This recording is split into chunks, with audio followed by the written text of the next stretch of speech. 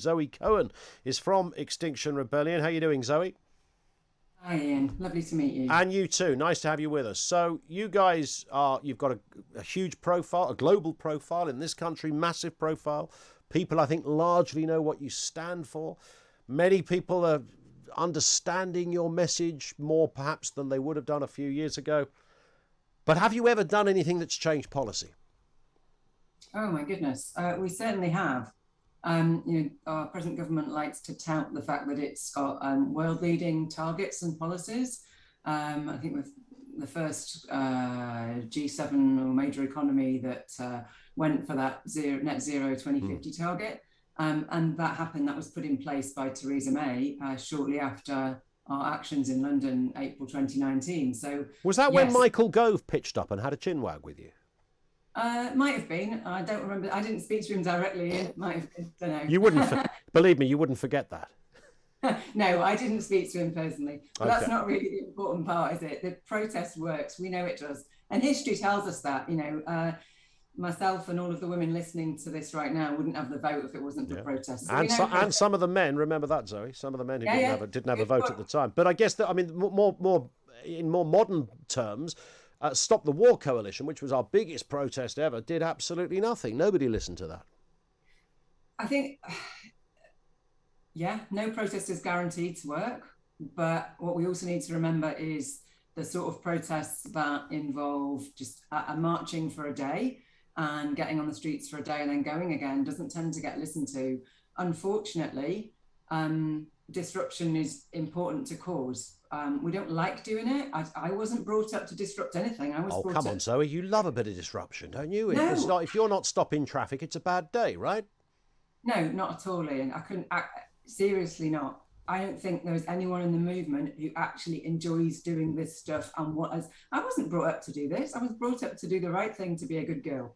Now, we have to do this because history tells us we have to get attention of the media and of government and of people in power, because otherwise no one listens. We know that's the case, right? But Um, surely governments know if the world's going to end because of a climate disaster, then governments know that. They don't need some, with respect to yourself, Zoe, they don't need several thousand hippies to tell them that. we're not hippies, and it doesn't matter even if we are. Well, it's not a pejorative, by the way. It was a reasonable, I hope, a reasonable description of some of the people that protest. It's we just get characterized as all sorts of things, but it doesn't actually matter who we are. We are a wide range of normal people. I'm a mum, I'm scared, and everyone in the movement is just a scared ordinary person who wants to make a difference. That's it. But the fact is, governments do need reminding. They need reminding. And you were saying just in the lead up before, we elect governments for 4 or 5 years, and the system keeps it short term. But Mother Nature and the physics tells us we need long-term plans and long-term strategies to get us out of But this why? fix. I mean, since you had those last protests, I've lost count of how many elections we've had in this country, and there's still no Green Party presence at Westminster. So that isn't, even when there was the opportunity to translate that message into electoral success, that didn't happen.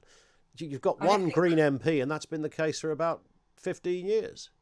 I think you'll find actually in the local elections there's been a huge increase in the level of local councillors for the Green Party. But actually, we're not talking about party politics here, Ian. This is a cross-party. This is beyond party politics. It doesn't matter what you vote, what party you've ever voted for, what party you're planning to vote for next. No government is doing what's needed across the world or in this country, and that's partly because of the system, because it's so short-term focused. But it's partly also because the conversation hasn't shifted enough yet, and the people who have the interest in holding the current status quo still have the interest in holding the status quo.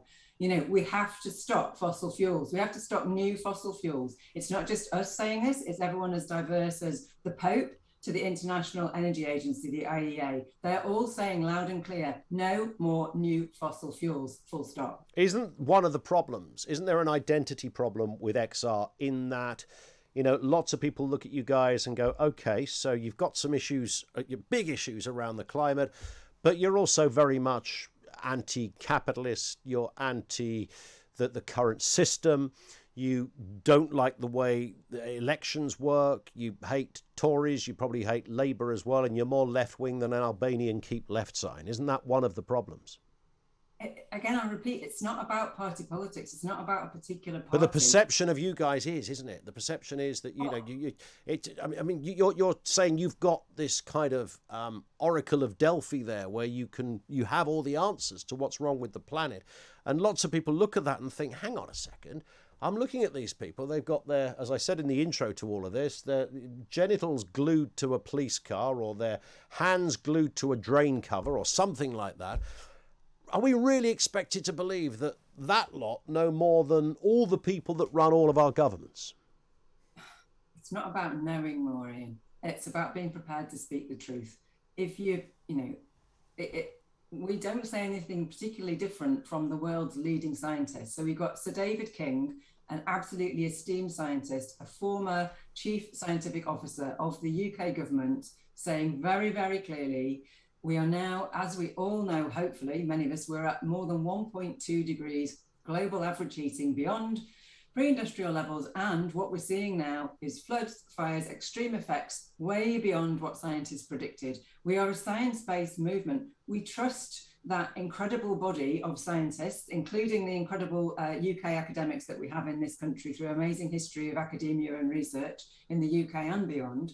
And it's about going beyond politics, which is why our third demand is to have citizens' assemblies, because democracy is utterly crucial, and we want more and better democracy, Ian. So this is, but that has got a very, and again, not a pejorative on this, Zoe, but it does have a very kind of, the communal feel, a very kind of slightly hippified left-wing sense to it. And that's maybe where you lose the dressing room. Many people getting in touch here saying, well, hang on, it's the old question about China and India. That's where you should be, outside the Chinese embassy, isn't it? Oh, I'm so sick of those comments. Sorry, I've heard that so many times. But is that because you don't have an answer to it? Because, I mean, it's fundamental to this debate. We could have a lot longer on this. I know we could. I know it's not as simple as I'm saying it, but it is fundamentally, everything else is useless unless those guys are on board, right? Okay. 3 quick points on that, okay? The Industrial Revolution started in this country. We've got a big responsibility. Carbon dioxide in the atmosphere lasts for hundreds, if not thousands of years, and we are the 5th biggest cumulative emitter. We have a lot of responsibility, okay? We also have an incredible population, incredible innovation, incredible academia, incredible business community. We can lead the world in the real changes that are needed. There's so much opportunity. But also, Ian, what's really important to get across is resilience, okay? People want to be safe in their homes and their communities, don't they? And we're not, nowhere is safe. No continent is safe. I think all the news recently about the floods, fires, extreme has shown that. No continents are safe, okay? People in this country want to be safe in their houses. They don't want fires. They don't want floods. If you're in London, you've been flooded multiple times in parts of London now. We need resilience. So we need the government to put in measures for our homes and communities to be resilient. China cannot make this country resilient. It's this government's job. I get that. But of course, this is a global thing, and you can't look at this just through the prism of one country. As you know, China are about to build more power stations in the next few years than the whole of Europe currently has put together. So we're on a hiding to nothing here. Do you know what? And there's so many stories about many countries that are not told. Yes, China is still building new coal power. Yeah. I'm not a Chinese president. I can't do anything about that. But you know what? China is also putting unprecedented amount of investment and growth into renewables. They're the biggest market for renewables. So China are the good guys in all of this. Well, no, I'm not saying that, but they're doing a lot which isn't even being covered. But I can't. They're poisoning the place, Zoe. Come on. The Chinese are absolutely poisoning the planet, almost single-handedly, even if we did do everything that you're asking of us. Between China, India, and Saudi Arabia is another country as well you could throw into the pot. I mean, these countries are absolutely polluting the place, in your terminology. Okay. And we are responsible for a lot of cumulative emissions historically. We actually drive some of China's emissions from the stuff that we buy from those countries, because we don't manufacture anything in this country much anymore. It's all done. So stop buying Chinese products. Is that the... I'm not saying stop buying Chinese products. I'm saying recognise that we have a much bigger impact. And what I also want to draw your attention and listeners' attention to is the City of London, which is one of the targets of this upcoming rebellion. Yeah. Because actually the City of London and the deals those people do in the City of London drive enormous emissions and enormous So harm. It's anti-capitalism as well. No, it's not It is a bit, Zoe, isn't it? It's not. It's not anti-capitalism. It's recognizing that this system of business as usual is driving the destruction. We don't have the answers, Ian. We say that the people, ordinary people, through citizens' assemblies, like those that have happened in various parts of the world, Northern Ireland, Scotland, elsewhere, Venezuela, when constituted properly, ordinary people come up with sensible suggestions. Okay, on that